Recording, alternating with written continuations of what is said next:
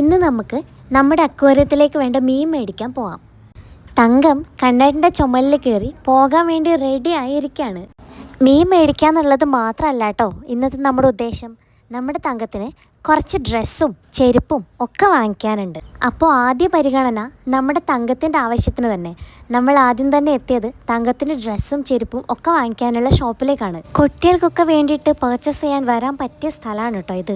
കാരണം എല്ലാ സാധനങ്ങളും ഒരിടത്തുനിന്ന് തന്നെ നമുക്ക് എടുക്കാൻ പറ്റും. ടോയ്സും ഡ്രസ്സും ഒക്കെ ഉണ്ട്. പിന്നെ കുക്ക് ചെയ്യാൻ പറ്റിയ നല്ല പാത്രങ്ങൾ ഉണ്ടായിരുന്നു കേട്ടോ.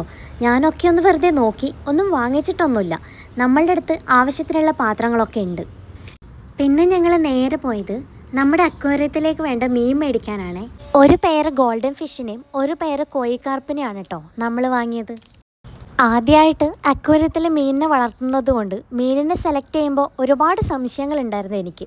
അവിടുത്തെ ചേട്ടനെ കൊണ്ട് ആ മീനിൻ്റെ ജാതകം വരെ എടുപ്പിച്ചിട്ടാണ് ഞങ്ങൾ മീനിനെ വാങ്ങിയത്. ഞങ്ങൾ ഈ വാങ്ങുന്ന മീനൊക്കെ അക്വേറിയത്തിൽ വെച്ച് പെറ്റ് പെരുകും, അങ്ങനെ അക്വേറിയം നിറയെ മീനാകും എന്നൊക്കെയായിരുന്നു ഞങ്ങളുടെ പ്രതീക്ഷ.